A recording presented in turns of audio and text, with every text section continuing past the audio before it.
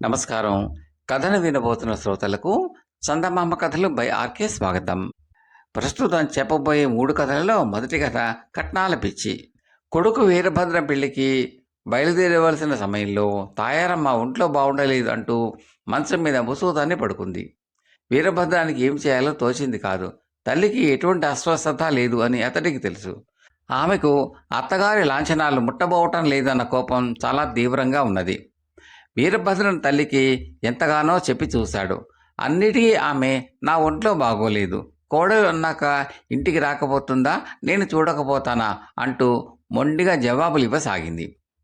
తాయారమ్మకు వీరభద్రం ఒక్కగానొక కొడుకు. అతను 3 సంవత్సరాలుగా మరొక ఊళ్ళో ఉద్యోగం చేస్తున్నాడు. అతను అద్దెకు ఉంటున్న ఇంటి పక్కనే ఒక పేద కుటుంబం ఉంటున్నది. చిన్నప్పుడే తల్లిని పోగొట్టుకున్న లలిత తమ్ముళ్ళ ఆలనా పాలనా తానే చూస్తున్నది. తండ్రి సంపాదన బహు తక్కువ. ఆమె ఆ చాలీచాలని ఆదాయంతోనే గుట్టుగా సంసారం నెట్టుకొస్తున్నది. ఆమె అందం చెప్పుకోదగినంతది కాకపోయినా ఆమె శాంత స్వభావము, ఓర్పు, ఇంటి పనులు నేర్పు వీరభద్రాన్ని బాగా ఆకర్షించాయి. లలిత వంటి భార్య దొరకడం అదృష్టం అనుకున్నాడు వీరభద్రం. ఆమె అభిప్రాయం తెలుసుకున్నాకే అతను తల్లిదండ్రులను వాళ్ళ ఇంటికి తీసుకుని పోయాడు.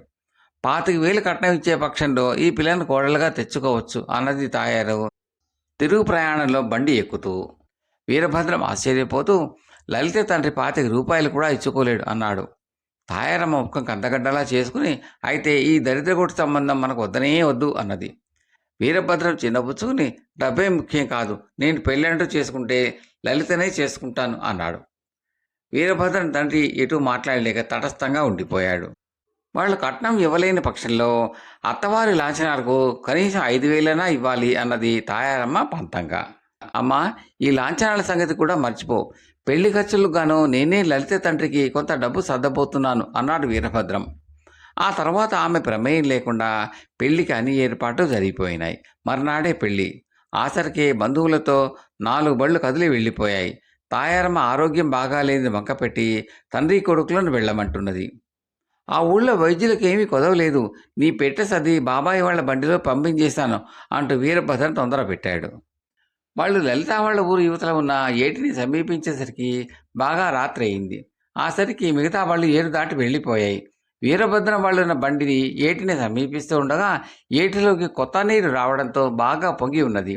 వంతెన మీదుగా నీరు ప్రవహిస్తున్నది.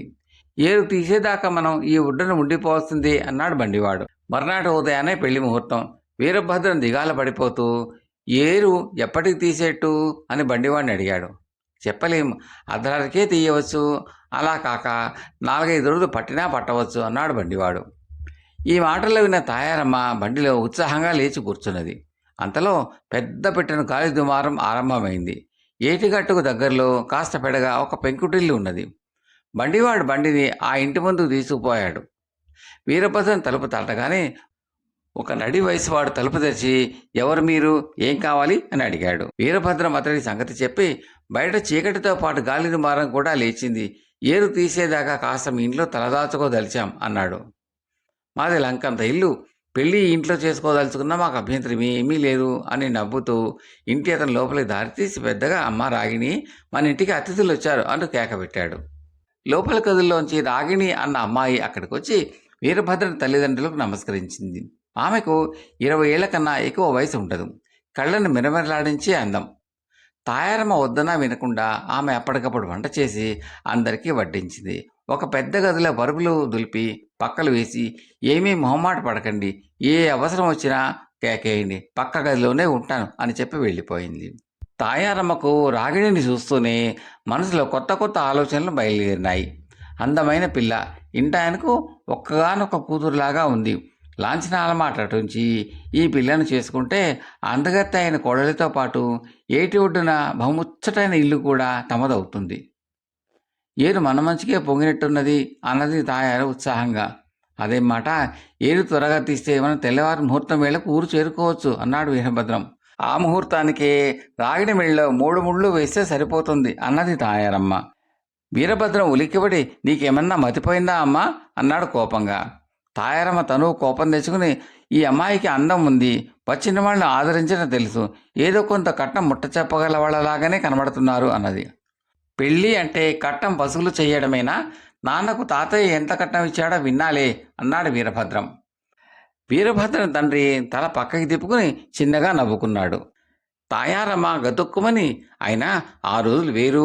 తెల్లవారగానే నేను రాగిణి తండ్రితో మాట్లాడి ఈ పెళ్లికి ఒప్పిస్తాను, కాదు ఆ పొంగుతున్న ఇట్లో పడి హరి అంటాను అన్నది. ఈ కొత్త సమస్యకు పరిష్కార మార్గం ఏమిటో వీరభద్రానికి అర్థం కాలేదు. అతడు ఆలోచిస్తూనే నిద్రలోకి జారుకున్నాడు. తిరిగి అతడికి మెలకువ వచ్చేసరికి తెల్లవారుతున్నది. కిటికీలోంచి ఏటి నీరు తీసిన సూచనగా వంతెన స్పష్టంగా కనబడుతున్నది. అప్పటికే నిద్రలేచిన తాయారమ్మ వీరభద్రంతో, ఇంక ప్రయాణం అవుదాం అనుకుంటున్నావేమో, అదేం కుదరదు, నీ పెళ్లి రాగిణితో జరగవలసిందే అంటూ రాగిణిని కేక వేస్తూ లోపల గదిలోకి వెళ్ళింది. ఆ తర్వాత 1-2 నిమిషాలు జరగకుండానే తాయారమ్మ పెట్టిన వెర్రికేక విని వీరభద్రం తండ్రి అక్కడికి పరిగెత్తారు. ఇల్లంతా నిశ్శబ్దంగా ఉన్నది. ఇంటి పరిటి వైపు తలుపులు బాగా తెరిచి ఉన్నవి. తాము వెంట తెచ్చిన పెట్టిన చోటు ఖాళీగా ఉన్నది. వణుకుతున్న తాయారమ్మ చేతిలో ఒక కాగితం ముక్క ఉన్నది. వీరభద్రం దాన్ని తీసుకుని చదివాడు.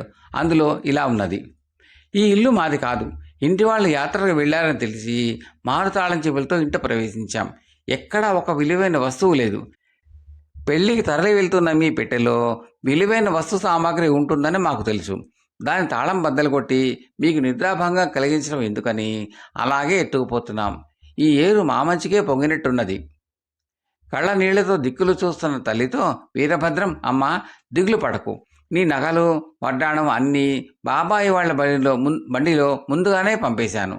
నువ్వు కావాలనుకున్న ఈ అందమైన కోడలు అత్తవారింటికి వచ్చిన మర్నాడే ఇల్లంతా దోచుకుని పారిపోయి ఉండేది అన్నాడు.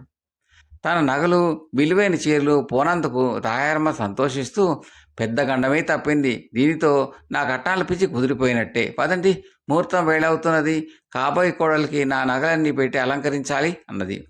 తల్లిలో వచ్చిన మార్పుకు వీరభద్రం చాలా సంతోషించాడు. అతని తండ్రి కూడా సంతోషించాడు. కథ సమాప్తం. రెండవ కథ, విదూషకుడు ప్రశ్నలు. ఉజ్జయిని నగర రాజైన మాధవవర్మ ఆస్థానంలో ప్రసిద్ధులైన చాలామంది పండితులు ఉండేవారు. ఒకనాడు ఆయన సభ తీరి ఉండగా కంచుడక మోగిస్తూ ఒక మధ్యవయస్కుడు సభలో ప్రవేశించాడు. ఏ ఆహ్వానము లేకుండా అలా సభలో ప్రవేశించిన అతడికేసి రాజు ఆశ్చర్యంగా చూసేటంతలో, మహారాజా, నా పేరు సోమశేఖరుడు, కళింగ రాజ్యం వాణ్ణి. 10 సంవత్సరాలుగా దేశం నలుమూలలా తిరుగుతూ అనేక రాజు ఆస్థానాలలోని పండితులను అందరినీ వాదనలో ఓడించాను. మీ ఆస్థానంలో కూడా గొప్ప పండితులైన వారు ఉన్నారని విని ఇక్కడికి వచ్చాను అన్నాడు. రాజు మాధవవర్మ సభలోని తన పండితులకేసి ఒకసారి చూసి సోమశేఖరుని, మీరనే వాద ప్రతివాదాలకు నియమాలేమిటి? ముందు ఆ సంగతి చెప్పండి అన్నాడు. ఎవరైనా సరే పండిత పామర భేదం లేకుండా నన్ను ఎలాంటి ప్రశ్న అయినా అడగవచ్చును. ఒకవేళ వాటికి నేను సరైన సమాధానాలు ఇవ్వలేకపోతే ఈ కంచుడక్కను పగలగొట్టి బతికున్నన్నాళ్ళు వారికి సేవకుడుగా ఉంటాను. అలా కాక ప్రశ్నలు అడిగిన వారు ఓడిపోవడం జరిగితే వాళ్ళు నా పాదాలకు నమస్కరించి నన్ను మహాపండితుడిగా అంగీకరిస్తే చాలు అన్నాడు సోమశేఖరుడు. సభలోని పండితులు ఇందుకు ఒప్పుకున్నారు. ఆ తర్వాత సోమశేఖరుడిని పండితులు అనేక శాస్త్ర విషయాలను గురించి ఒకరుగా ప్రశ్నించారు. వారు అడిగిన అన్ని ప్రశ్నలకు సోమశేఖరుడు సరియైన సమాధానాలిచ్చి వారిని ఓడించాడు. పండితుల ఓటమి చూసి రాజు చాలా కలత చెందాడు. తన ఆస్థానంలో ఉన్న పండితుల పాండిత్యాన్ని గురించి ఆయనకు ఇంతకాలంగా గొప్ప అభిప్రాయం ఉన్నది. సోమశేఖరుడు విజయసూచకంగా కంచుడక్కను మోగించి, మహారాజా, నా నియమాలేమిటో ముందే చెప్పాను. మీ పండితులందరూ చిత్తుగా ఓడిపోవడం జరిగింది.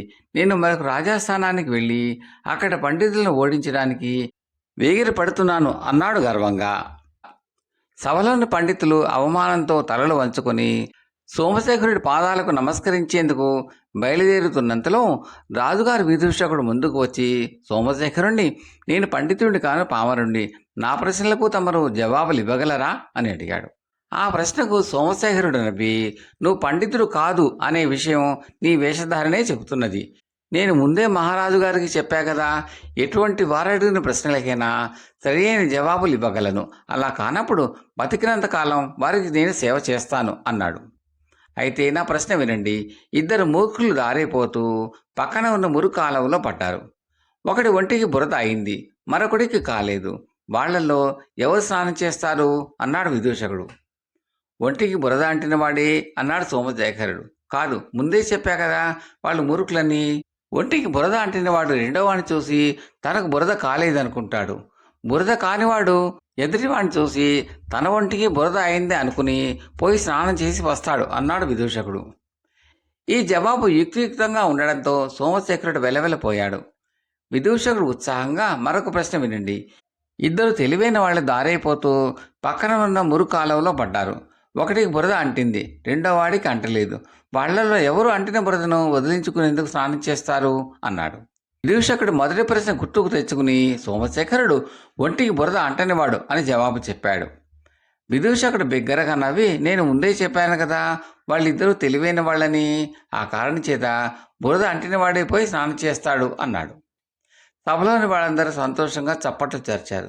తాను మరొకసారి ఓడినట్టు తెలుసుకున్న సోమశేఖరుడు బిక్క చచ్చిపోయి దిక్కులు చూడసాగాడు. విదూషకుడు అతన్ని సమీపించి, దారైపోయే ఇద్దరు మనుషులు మురు కాలువలో పడితే ఒకరికి బురద అంటడం, మరొకరికి అంటకపోవడం ఏమిటి?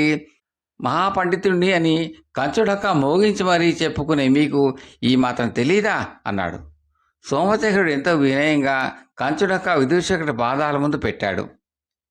రాజు మాధవవర్మ అతన్ని మరింతగా అవమానపరచడం మర్యాద కాదని భావించి అతను సభ వదిలిపోయేందుకు అనుమతించాడు. కథ సమాప్తం. మూడవ కథ, పైసాతో పెళ్లి. ఒక ఊళ్ళో ఒక ముసలిది తల్లి తండ్రి లేని తన మనవణ్ణి ఎంతో గారాభంగా పెంచింది. వాడి పేరు వెంకటప్ప. వాడు ఏమంతా తెలివితేటలు కలవాడు కాదు. కొంతకాలానికి వెంకటప్పకు పెళ్ళిడు వచ్చింది. వాడితో పాటు గాలికి తిరిగిన కుర్రవాళ్ళందరికీ పెళ్ళిళ్ళు అయిపోయాయి. అందుచేత వెంకటప్ప తనకు కూడా పెళ్లి చేయమని ముసలిదాని దగ్గర పోరు పెట్టసాగాడు. పైసాకు ఠికాణా లేదు, నీకెవరిస్తారు పిల్లను అన్నది ముసలిది. పైసా తెస్తే నా పెళ్లి చేస్తావా అని వెంకటప్ప అడిగాడు. ముసలిది ఏం చెప్పాలో తెలియక, నీ చేతితో ఒక పైసా సంపాదించుకురా, అప్పటి సంగతి ఆలోచిద్దాం అన్నది. సాయంకాలానికి వాడు ఎక్కడి నుంచో ఒక పైసా తీసుకుని వచ్చి, ఇదిగో పైసా, రేపు సాయంకాలానికి గల నాకు పెళ్లి చేయకపోయావో నేను ఏ నూతులోనో గోతులోనో పడి చేస్తాను అన్నాడు. ముసలిదానికి ఏమీ పాలుపోలేదు. వాడిది అంత మట్టిబుర్ర అయినందుకు ఆమె చింతించింది. ఆమె గడ్డితో ఒక మనిషి బొమ్మ తయారు చేసి దానికి చీరకట్టి గుడిసెలో ఒక మూల చీకట్లో దాన్ని కూర్చోబెట్టింది. సాయంకాలం వెంకటప్ప ఇంటికి వస్తూనే, పిల్లను చూసావా అని ముసలిదాన్ని అడిగాడు. ముసలిది వాడికి మూల ఉన్న గడ్డి బొమ్మను చూపుతూ, అదుగో పిల్ల, ఈ పసుపు తాడు తీసుకుని పోయి దాని మెడలో కట్టు అంటూ వాడికి ఒక పసుపు తాడు అందించింది. వాడు తన స్నేహితుల పెళ్ళిళ్ళు చూసి ఉన్నాడు. తన పెళ్లి అంత హీనంగా జరుగుతున్నందుకు వాడు మండిపడి, ఇంత నాసిరకం పెళ్లి నేను చేసుకోను, పురోహితుడు లేక మేళతాళాలు లేక ఇదేం పెళ్ళి అన్నాడు. నేనేం చెయ్యను, నువ్వు తెచ్చిన పైసా ఆ పిల్ల బోలికే సరిపోయింది. నీకు కావలసిన హంగులని ఏర్పాటు చేయడానికి నా దగ్గర డబ్బు లేదు నాయనా. ఇష్టం ఉంటే పెళ్లి చేసుకో, లేదంటే ఆ పిల్లను వాళ్ళ ఇంటికి పంపేస్తాను అన్నది ముసలిది. పెళ్లి అయిందే చాలును అనుకుని వెంకటప్ప చీకట్లో మూలనున్న గడ్డి బొమ్మ మెడలో 3 ముళ్ళు వేశాడు. ఈ లోపల ముసలిది బయటికి జారుకున్నది. వెంకటప్ప తన పెళ్ళాంతో మాట్లాడాలనుకుని, నీ పేరేమిటి అని పలకరించాడు. జవాబు రాలేదు. చిగ్గు పడుతున్నదనుకుని వాడు 2-3 సార్లు పలకరించాడు. అప్పటికీ జవాబు రాకపోయేసరికి మూలనున్న దుడ్డుకర్ర తీసుకుని, మొగుడంటే అంత నిర్లక్ష్యమా అంటూ ఆ గడ్డి బొమ్మను ఒక్కడి పెట్టి గబగబా బయటికి వెళ్ళిపోయాడు. చాటు నుంచి ఇదంతా చూస్తున్న ముసలిది లోపలికి వచ్చి ఆ గడ్డి బొమ్మను దూరంగా తీసుకుపోయి తగలబెట్టేసింది. ఆ రాత్రంతా ఎటో తిరిగి వెంకటప్ప పొద్దున్న ఇంటికి చేరి నా ఇల్లు 4 మూలలా వెతికి, నా పెళ్ళామేది అని ముసలిదాన్ని అడిగాడు. ఇంకెక్కడ పెళ్ళాం, రాత్రి నువ్వు కొట్టావు అని అలిగి పుట్టింటికి వెళ్ళిపోయింది అన్నది ముసలిది. వెంకటప్ప పశ్చాత్తాపడుతూ, సరే వాళ్ళు ఇల్లు ఎక్కడో చెప్పు, తీసుకువస్తా అన్నాడు. ముసలిది తికమక పడింది. ఏదో ఒకటి చెప్పకపోతే వాడు వదిలిపెట్టాడు. అందుకని ఆమె పక్క ఊరికి పో, అక్కడ ఏ ఇంటి కప్పు వేస్తూ ఉంటే అదే దాని పుట్టిల్లు అన్నది. వెంకటప్ప వెంటనే పొరుగురు బయలుదేరి వెళ్ళాడు. 2-3 వీధులు తిరిగిన మీదట వాడికి ఒక ఇంటి కప్పును 2 మనుషులు నేస్తూ ఉండడం కనపడింది. అదే తన పెళ్ళం పుట్టిల్లని వాడు గబగబా ఆ ఇంట్లోకి జొరబడ్డాడు. కప్పు నేస్తున్న వాళ్ళు వెంకటప్పను, ఎవరి కోసం వచ్చావు అని అడిగారు. మర్యాదగా నా పెళ్ళాన్ని నా వెంట తక్షణం పంపండి అని వెంకటప్ప వాళ్లను దబాయించాడు. ఈ మాట వినగానే ఆ 2 మనుషుల ముఖాలు వికసించాయి. సంగతి ఏమంటే వాళ్ళిద్దరూ అన్నదమ్ములు. వారికి ఒక చెల్లెలు ఉన్నది. ఆమెకు పసితనంలో పెళ్లి చేయాలని చూశారు. కానీ ముహూర్త సమయానికి పెళ్లి కొడుకు దేశాలు పట్టిపోయాడు. తిరిగి అతని జాడలేదు. అందరూ ఆ పిల్లకు మళ్ళీ పెళ్లి చేయాలి అంటున్నా ఆమె మొగుడు ఎప్పటికైనా తిరిగి వస్తాడు అన్న ఆశతో ఆమెను ఇంట్లో పెట్టుకున్నారు వాళ్ళు. తమ చెల్లెలు మొగుడి పోలికలు ఏమాత్రం గుర్తు లేకపోవడం చేత వాళ్ళు వెంకటప్పను చూసి తమ బావమరిదే అనుకున్నారు.